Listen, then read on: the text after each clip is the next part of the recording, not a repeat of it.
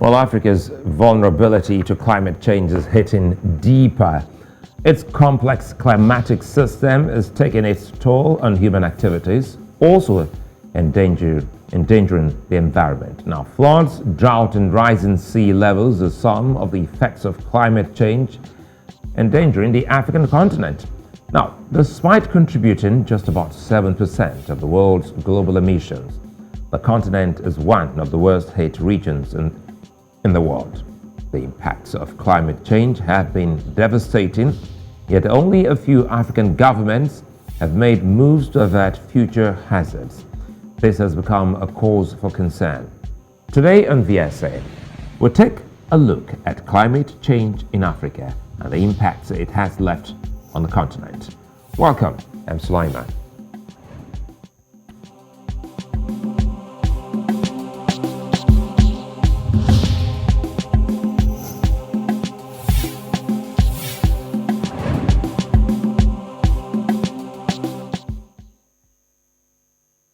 Well, Africa is one of the least contributors to global warming in the world, but it is one of the most affected.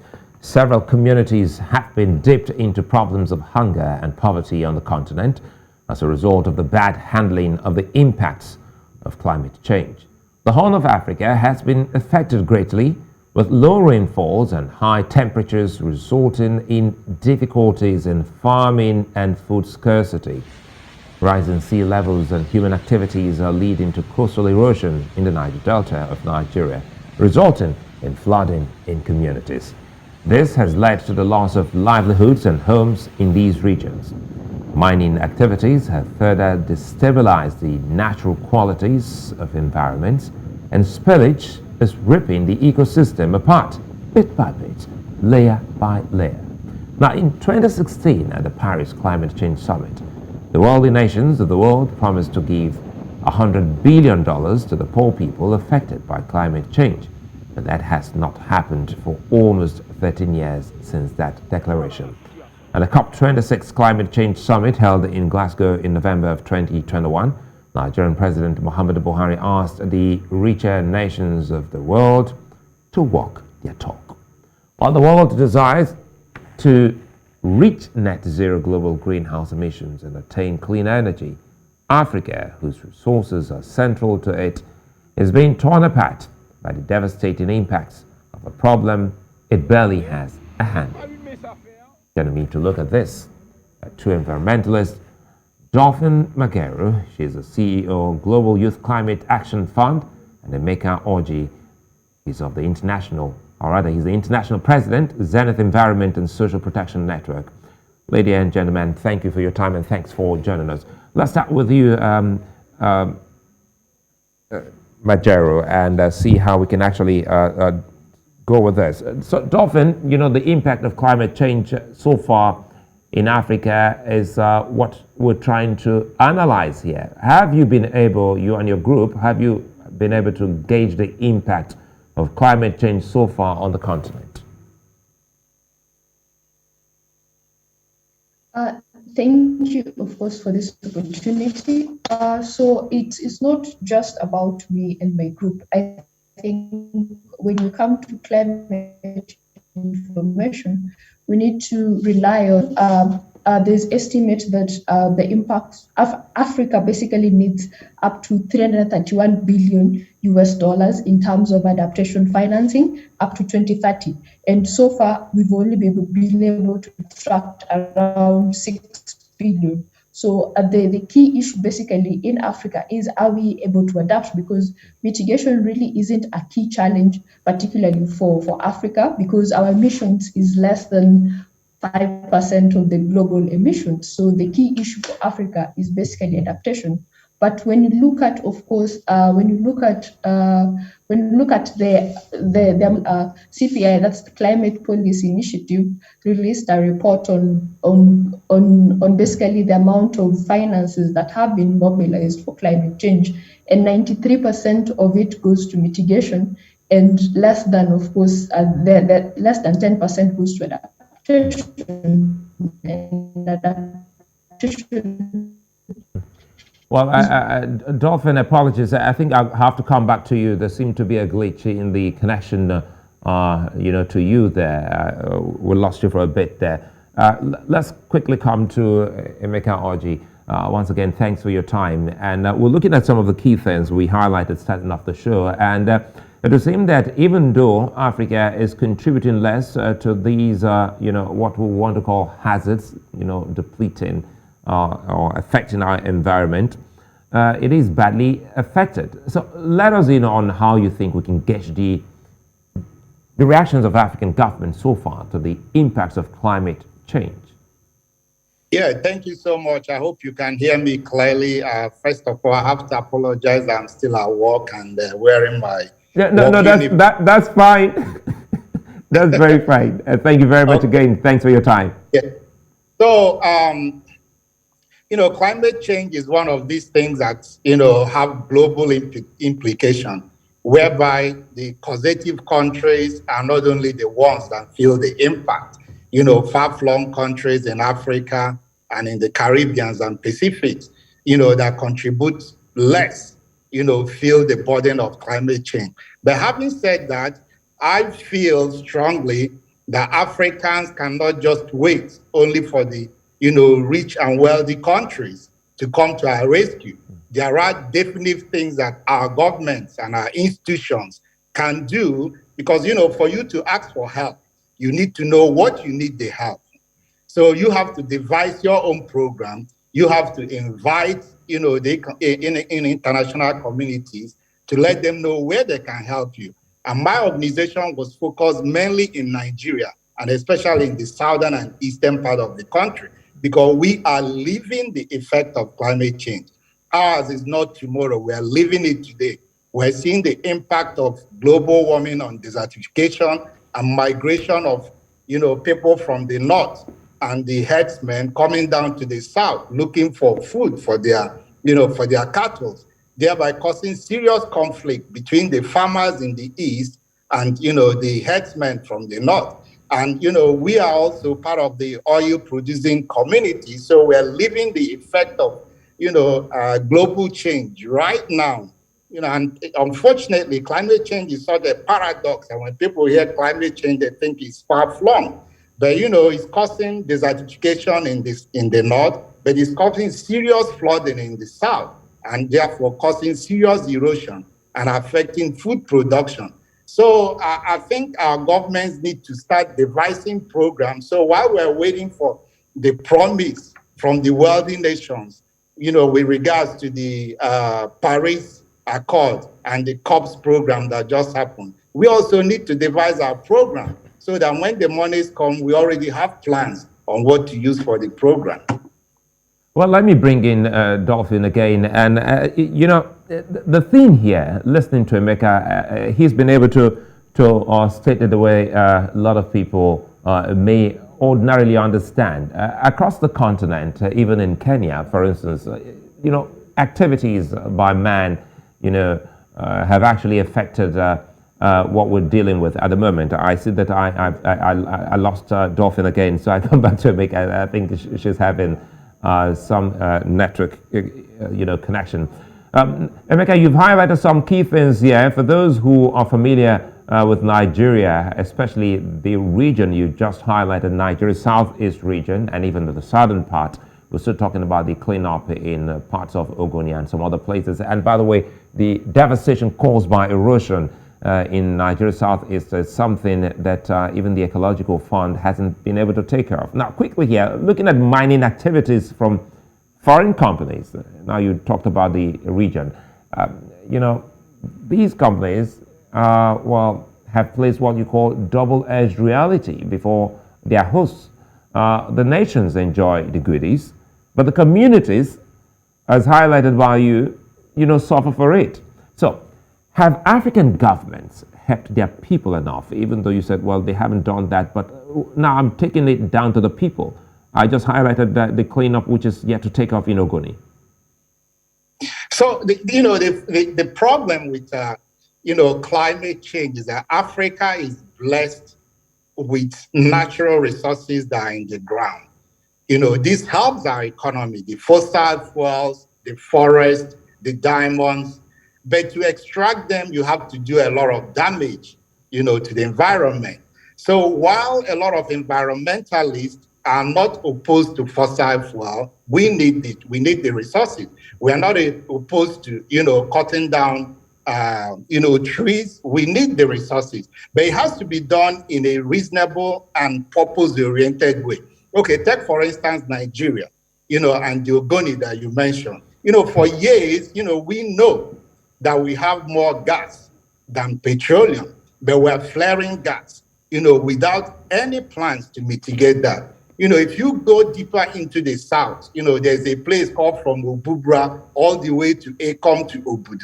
You see trees that have been there for 100 years, but for the past 20 years, we've invited the Chinese firms that are causing total deforestation, but with no mitigating plan on even planting back the trees that they've removed. So, it's not just the government, it's also the people. We benefit from these resources, but we also have to be conscious of the fact that not only is it affecting us right now, but also our children and children yet unborn will not have a climate to live in if we don't take direct action in doing what I call a purpose-oriented approach to whereby we're still using fossil fuel, but we'll also use the resources we get from these products to start repairing the damage we're doing to the environment.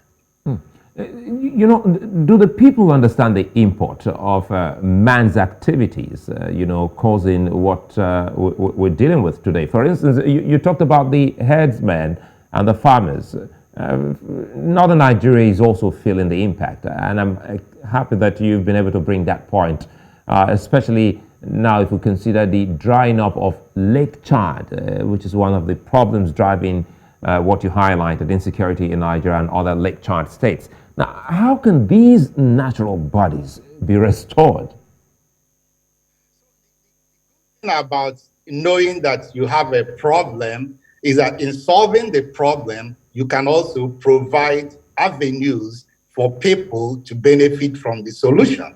So, the problems of third world countries and emerging economies, when they talk about global, climate change, is we always think of the, difficult economic realities, when we don't drill oil, how are we going to survive? When we don't, cut trees, how are we going to survive? But in planning to say, take for instance the Lake Chad, you talked about, whereby we just drained it because we were talking about, trying to use it to provide electricity and all that to downstream communities. So, but in trying to restore, Lake Chad, which some other countries have done, not only will you provide economic activities in that area, you will also begin to let the people know that you're not the enemy, that in trying to restore this, you will also provide jobs. With regards to, the herdsmen migrating to the south, they are just looking for, food for their animals because the original areas of this, where they originated from has been decimated by economic, by climate change. So it's now led for them and their communities to know that it's not just about, now migration. We have to think outside the box and think of alternative ways of feeding these cattle, not migrating. Is there a way we can plant, these things that the cattle need and now hunt them or house them in an organized way whereby they don't roam? So what we've been doing for 100 years is not working. We have to think outside the box and think of new ways of doing things. And there are so many countries to learn from, even in Africa. Rwanda has done a great job, in just not trying to sensitize their people about climate change, but also that there is money to be made when you solve the problem. Your other guest is from Kenya. Kenya has also done a great job that we can learn from. And Norway has done an outstanding job whereby, the government used resources from fossil fuel, to put into, renewable energy so that, one doesn't see the other as an enemy, but each of them would be sustainable and help the other.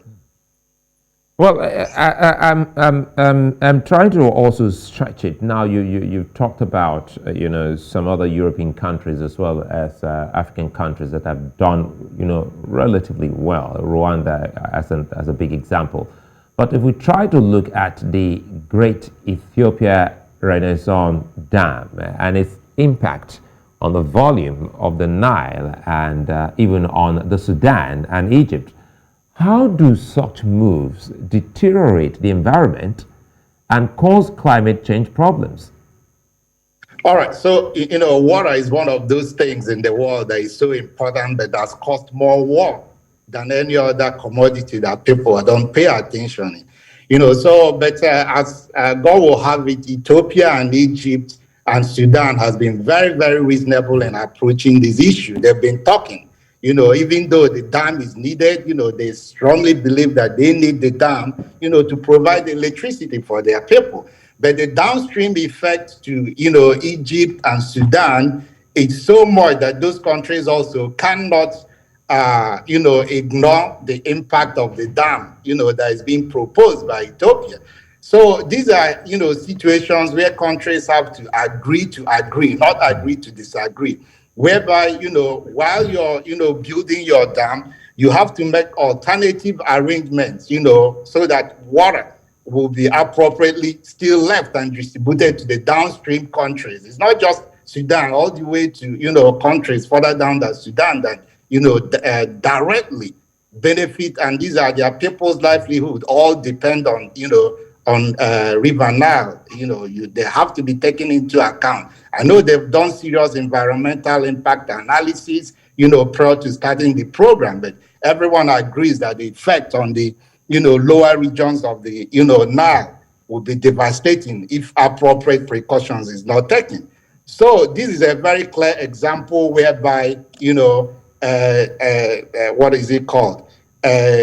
Combined approach to a problem will bring a significant solution. And you cannot stop Ethiopia from building the dam. It's their right, but they will have to work, in congruence with the other countries that are directly affected, so that the effects, will be mitigated seriously. Well, Dr. Orji, give me a minute. Let's bring in Dolphine. I'm sure we can speak to her over the phone since we can't get the video up for now. Dolphine, apologies. Well, it does happen sometimes. You blame it on the network. Well, good that you're still there for us. Thanks for your patience.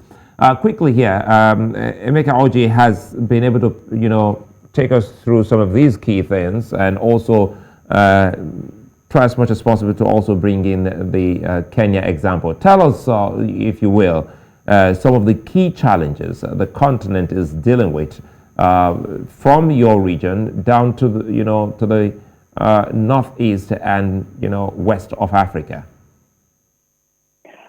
Thank you for this opportunity. Like I began to say, I think when you talk about climate change and impact and making milestones towards, because we already know the impacts of climate change. What is lacking is the means of implementation. Means of implementation simply means access to climate finance, basically. So the key challenge, I think, for basically most countries within Africa, according to my perspective, I've had worked with the GCF, NDA for Kenya, which is access to climate finance. So what do we mean? How is it that some countries in Africa have been able to access climate finance and others have not been able to? Like, for example, in Kenya, I think in Africa, basically, I think the challenge is we lack readiness to access the opportunities of climate financing when they're there. For example, the CDM, basically mechanism under the Kyoto Protocol,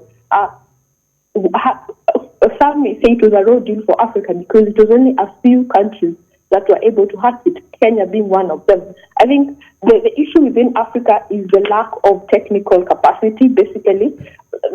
Basically, technical capacity, it means institutional capacity. And also within basically these particular countries, how are you coordinated to access climate change and basically to access climate finance, basically to be able to implement some of the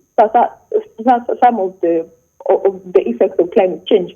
And for you to go to access some of this financing, for example, the GCF, there's need to create what we call the domestic enabling environment, which most countries have not. Like, for example, Kenya is a good example. Kenya set up the National Climate Change Action Plan, the NDC's National Adaptation Plans, and other guiding documents that's supposed to guide the country, basically. And of course, you have the National Climate Change Implementation Strategy that's supposed to guide the country on how they're supposed to address issues of climate change. So, for example, look at a funding avenue like the GCF. They will look at, of course, it's called part of country ownership. Is your project aligned basically to basically your national goals, as basically stated in your NDCs and in your National Climate Change Action Plan, National Adaptation Plan, and NAMAs basically. So for Kenya to be that successful, initially, I think we didn't understand as a continent the concept of climate change as a development agenda. Africa needs to understand that we are in a development state. And we look at climate change as a development agenda, basically. Development, basically, we need to mainstream climate change across, basically, all the development sectors in our country. In our country, like, for example, in Kenya, climate change is not just a Ministry of Environment agenda. Ministry of Environment is to basically establish the policies. We have the Ministry of Finance that hosts the GCF MBA, because it is basically guided. It is basically looking to basically spearhead the economy of the country towards a green growth agenda. So we need to change our perception of climate change as solemnly an environmental issue to a developmental issue, and we need to approach it from that particular angle. So when we basically house, let's say, the GCF and climate finance unit, basically as a Ministry of Finance, what are we saying? We're basically saying we're trying to sort of mainstream climate change basically into our development agenda, because it is the Ministry of Treasury that is in charge to support, of course, the planning for the country. So we need to plan it basically within our government process. And also, we've also gone ahead to set up a bit of legislation like the Climate Change Act, which has made, of course, provision for the country to set up a national climate change fund. And we've even gone further to set up county climate change funds. The county climate change fund is basically a sub-national fund for climate change. Why are we doing this? When you go back to the basics of environmental issues in 1992, let me call it the Act Permit, basically, environmental finance, basically money for environmental issues, you're not supposed to be given 100% of it. Ideally, you're supposed to mobilize 60% domestically, and 40% is from the internationally mobilized entities like from the GCF and the GEF. So even when it comes to issues of climate change, look at the GCF. The GCF does not give you all the money. It provides co-financing. You must, of course, be in the process of having other sources of financing, so that, of course, the GCF comes basically to complement what you already have. So we have a lot of issues as Africa. So that's just the aspect of technical coordination. So in Kenya, they have basically mainstreamed it to the sub-national level, and it's going low and deeper. Where we've seen the counties set up county climate change funds, basically. This is trying to create the domestic enabling environment to attract international financing to support climate change actions and initiatives. Nevertheless, you'll find most countries are still struggling to access that form of financing. For example, we have complex financing avenues like the green bond, basically.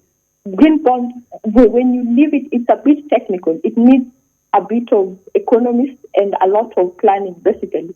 And aside from that, I think challenges of Africa, of course, you can find them everywhere in climate change.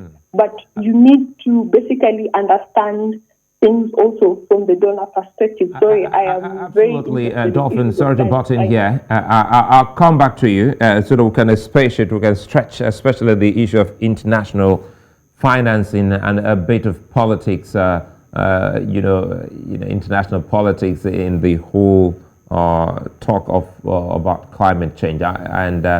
Let's quickly go back to Emeka, and I recall many years ago, gauging comments from Africans when the talk about climate change started.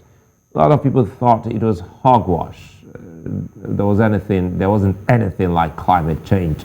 After all, I can't feel it. I can't see it.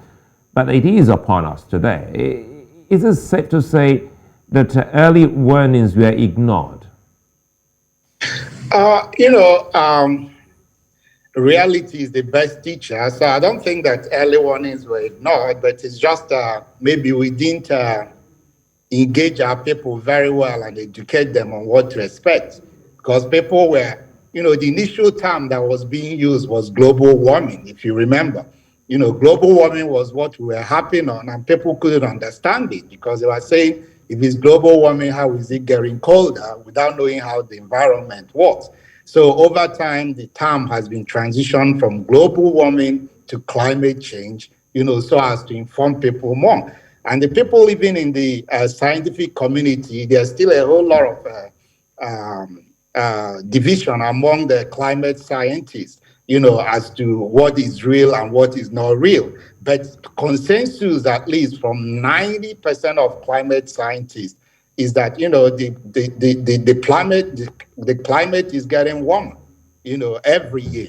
And the effect of the climate getting warmer is that we're seeing extreme weathers in both poles, both the North Pole and the South Pole. So whereby, like in Nigeria, you're seeing drought in the north, extreme drought. In the east, you're seeing, heavy rainfall. So it's incumbent on us really to educate our people and to know that the climate change we were talking of 20 years ago is upon us. And just to piggyback on what my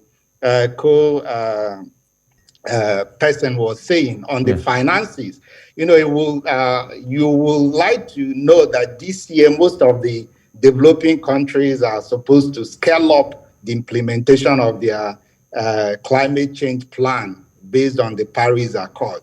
And between 2022 and 2030, the new term that is being used now is the clean climate economy, is expected to generate $65 trillion, $65 trillion, create 65 million low carbon jobs. So this is something, we in Africa really need to think about. Not only is it going to create a new form of economy, it's going to create classes of jobs, that we need to start planning both in our schools and, so that it won't come upon us as, from what you're saying, as a surprise, and, the trend will pass us by, by 2030.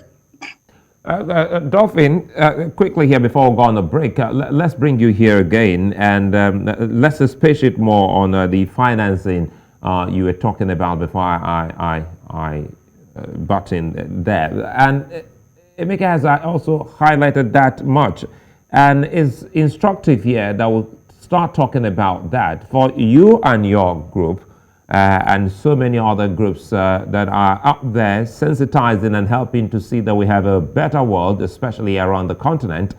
How has it been pushing, the awareness?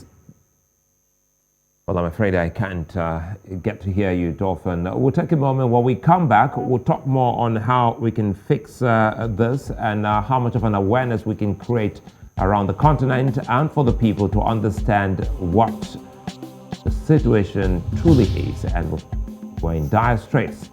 How can we fix it? Join us again.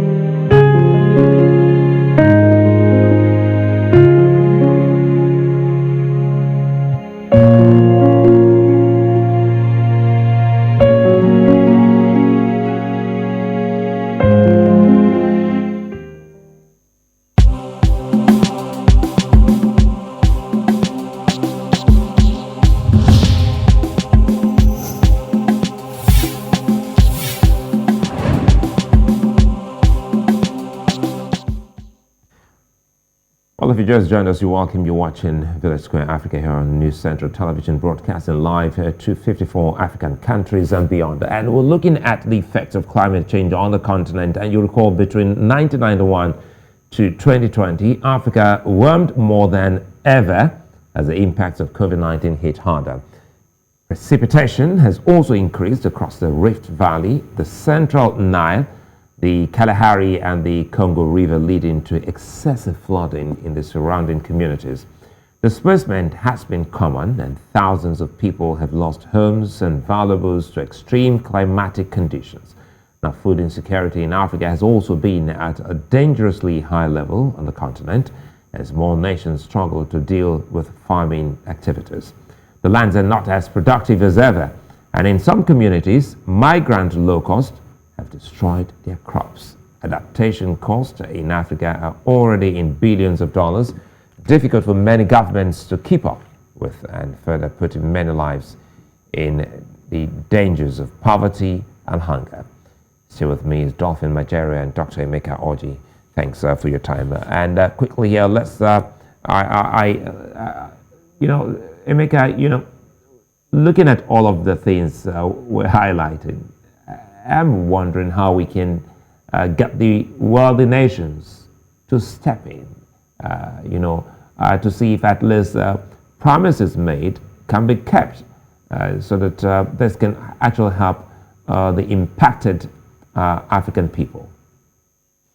All right. Thank you so much. I hope you can hear me. Because, yes, I can. Right. So, to tell you the truth, yes, wealthy nations should, and not just wealthy nations, emerging economies should help African, Pacific, and the Caribbean countries in not just mitigating the effects of global warming, because they generate most of the, carbon emissions that is causing the, climate change.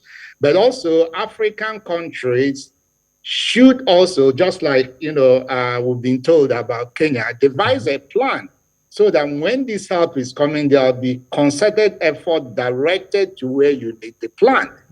So you don't just say come in, NGOs, come in multilateral bodies, but every country need to know that this is now an emergency. We saw the pandemic upon us, which most countries were not prepared for. That is also the way the effects of climate change will creep in on us and, continue to cause devastation. So I am fully in support that, wealthy nations need to help us.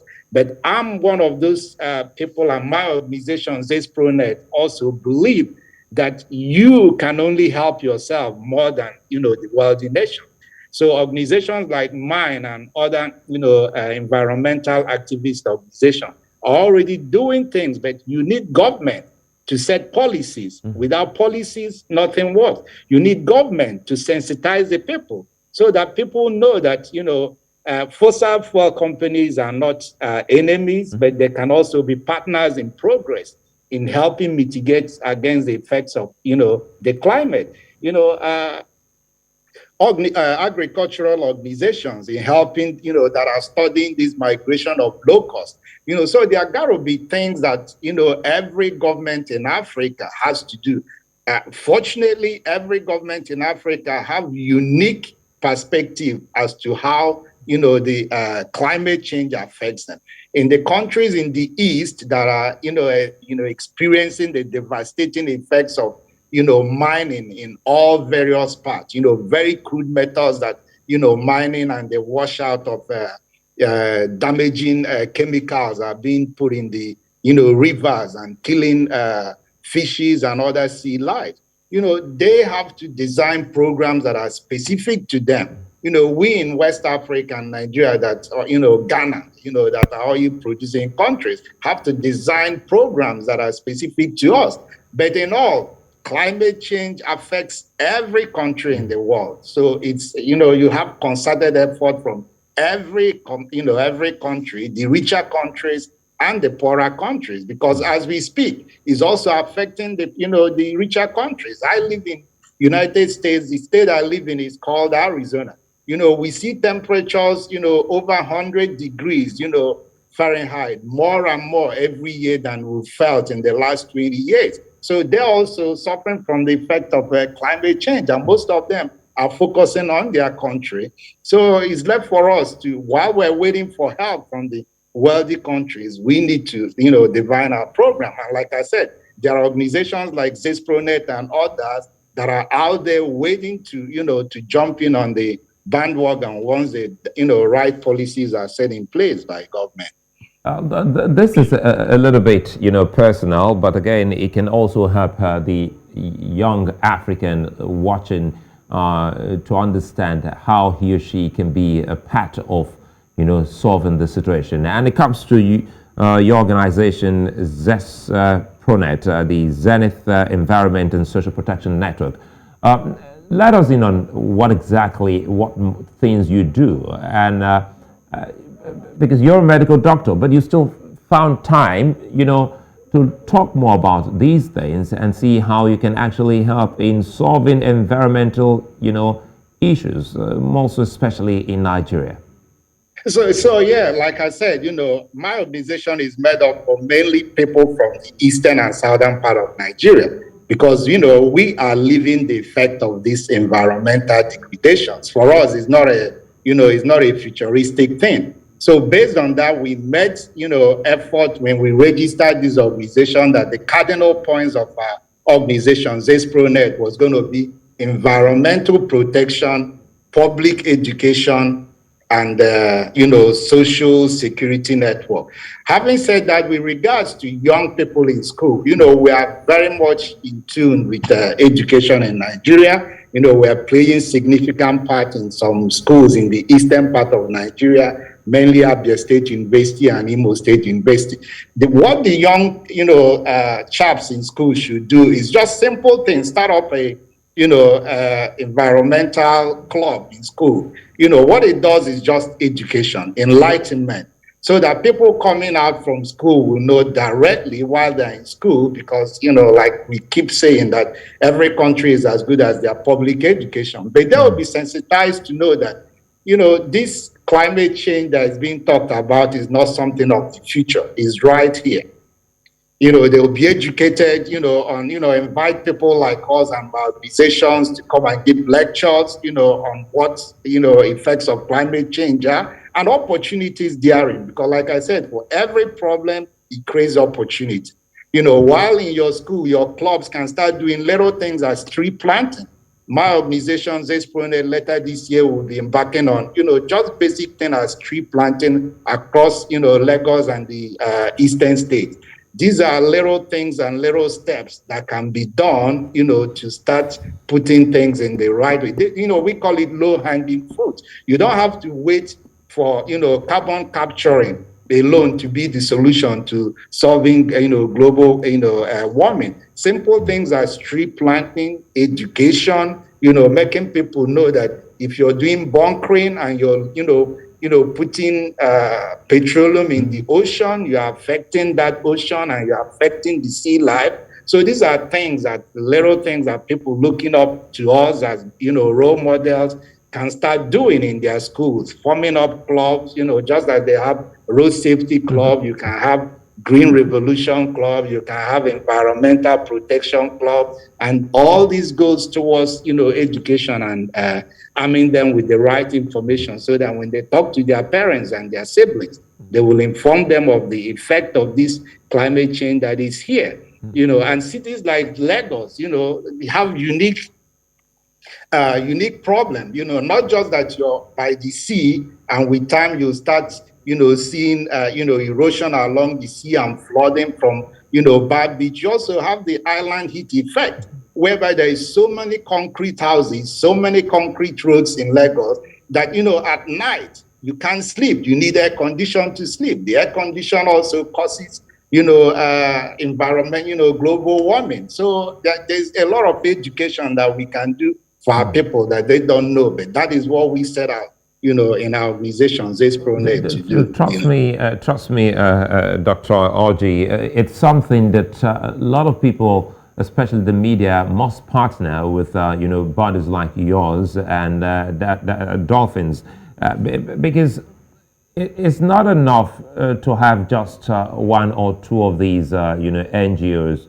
but it looks like everybody's problem. Let me quickly bring in Dolphine here, but before then, I also want to, when I come back to you, Emeka, since you're used to the weather in Nigeria, some of the key things people have been asking, perhaps you should also find answers to that, is the Harmattan. And suddenly it's getting worse by the day. And everyone is saying, wait a minute, is this part of climate change we're talking about? I'll come back to you so that you can be patient and tell us more. So that perhaps if you start giving examples of some of these things that people get to see on a daily basis, they can understand the effect of what we're discussing. So I come to you, Dolphine. Again, apologies. Good to know you're back, Dolphine. Quickly, I was asking Emeka some of the key things his organization is doing. Let's find out from you. You're the CEO of Global Youth Climate Action Fund. Let us in on what you're doing and how your organization is being able to actualize some of its key objectives. Can I go now? Yeah, go ahead. Yes. Thank you for the opportunity. So the Global Youth Climate Action Fund was actually, it began as a capacity building webinar series for young people. Then we basically noticed there's a gap in financing for young people basically to basically address issues of climate change. So financing was a bit of an issue. So apart from, of course, looking to harmonize the needs, the climate finance needs of young people with the donor and climate finance stakeholders, we're also looking to sort of drive a bit of programs. Like, for example, we have the Adaptation for Green Jobs program. So this particular program is basically centered on redirecting finance, basically, because when you look at the data that is there, finance is unevenly distributed. 76% of finance is basically spent where it is mobilized. So we want to take part of that finance basically, and that is basically the Pacific, bring it to Africa, then we design adaptation projects and programs to basically to be run by young people. So in that way, we use the source of creating green jobs for young people because we know that unemployment is a key issue. And this program is looking to run it in Africa, Asia, and South America basically, because these are the areas that need basically, these are the areas that need support in terms of climate change because of course the existing national circumstances of this particular region. Then we have, of course, the Youth for Green Jobs program. So we're basically looking, because most of these countries are being urged, especially in Africa, to go towards a low carbon pathway, basically. So for them to shift or go towards a low carbon pathway, we are looking at they might need a bit of technology or intervention. So we are looking to put young people within the process of getting those sort of intervention so that young people can develop those sort of green jobs interventions that support low emissions reductions, that basically support a green jobs program. Then, of course, we never forget about capacity building at the end of the day. So we're also looking to basically localize this information, especially on climate finance, especially for those who have been to this registration. So we take those information, localize them into YouTube webinars, where young people from across Africa, across Asia, across the world can get to access them. They can talk to key experts. So it's building a sort of an information hub or basically a tech hub basically for young people. Then, of course, we having the tech and innovation hub. So the tech and innovation hub, we notice that capacity is a challenge, of course, especially in African developing countries. So we are sort of having the tech and innovation hub categorized into three areas: research, soft technology, and hard technology. So for young people to be able to make an impact on climate change, we're looking to support their research activities, basically, so that they go and start and search again, so that they are well equipped on what they are doing and what they intend to do. Then the soft technology is sort of building capacity of young people to develop proposals, not just funding by, of course, us as the GY Task, but funding by other streams, not necessarily the GCF.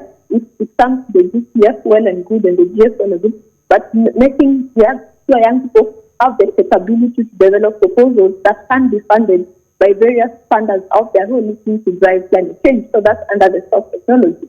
Under the hard technology, looking at innovation, tangible innovations that can be scaled up, basically. So these innovations that are geared towards, we call them green technology, green, gray, or blue sort of technology. These are basically technologies that are looking to sort of support climate change intervention, be it adaptation or mitigation. So those are some of the programs that we already have in line. All right. Let me throw this in. Again, sorry to cut you there. I'm trying to see how much we can get from you, even though we've lost some time, from your own side. Quickly here, Dolphine, help us. An estimated 12% of the displacements in the world happened in East Africa and the Horn of Africa, and that's the region where you are. What have the people told you about what they're facing? Okay, so I have spoken to people, of course, within Africa and the impacts that they're facing. We've had a bit of data from the climate change stories that have come in, and I think the impacts of climate change are getting worse by the day in terms of it's affecting the livelihoods of communities, especially those most affected are those that basically depend on agriculture, which is, of course, I think 95% of Africa. Talking about the Horn of Africa, challenges they face, of course, the issue of drought, water scarcity, insecurity, and then we also have an issue that is arising. Is a case I experienced in Tenerife County. There's risk of climate change-induced migration, because we also have the same way we've seen the issue of seawater intrusion in Nigeria. It's also happening in Kenya, and there's of course potential that it's going to displace a lot of people, and basically it's going to create a lot of conflict because, of course, the natural resource-based conflict. We've also seen that sort of natural resource-based conflict from some people basically in Tanzania, basically, where, of course, we see the scarcity of resources as basically an issue between farmers and pastoralists. So with effects of climate change induced on that, it's going to be worse, and it's going to create a lot of conflict, basically. We've also had stories of Nigeria, Port Harcourt, basically, that young people have also been able to open to us.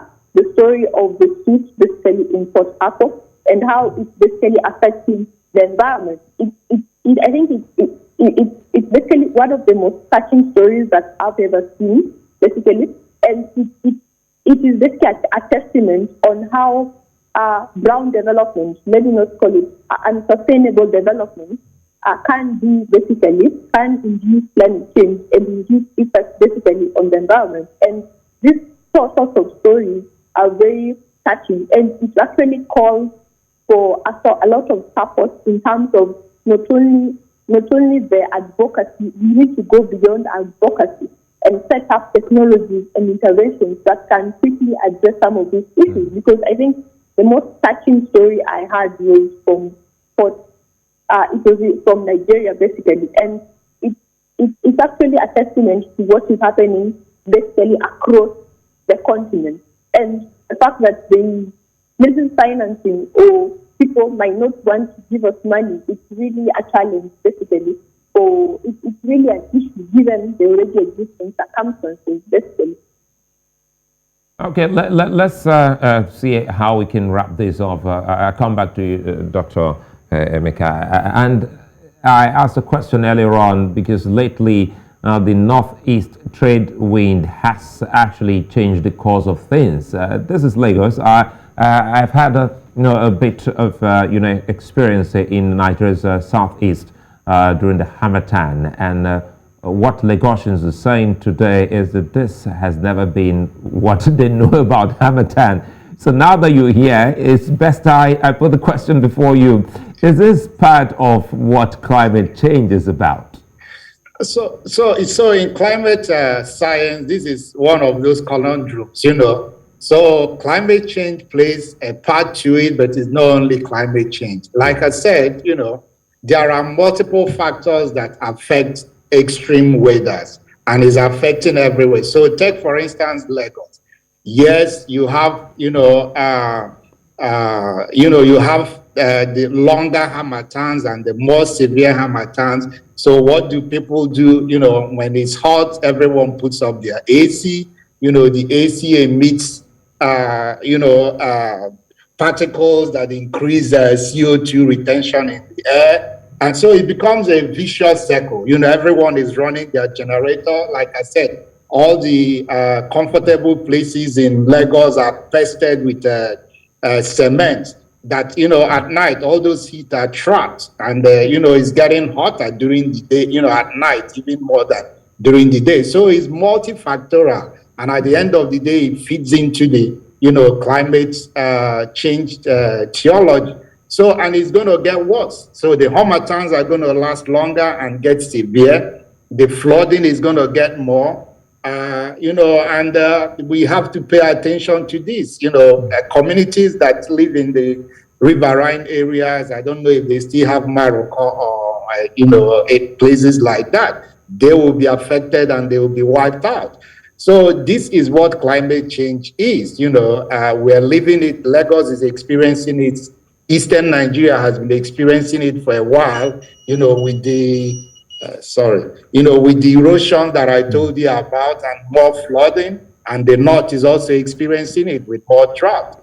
So yes, it's partly climate change, but it's also partly the effect of the active way that we live in Nigeria. In Lagos with the generators and the, what we call urban island effect of, of cement and pavements all over the place rather than trees and flowers. I know you have to leave, but again, I must thank you honestly, Dr.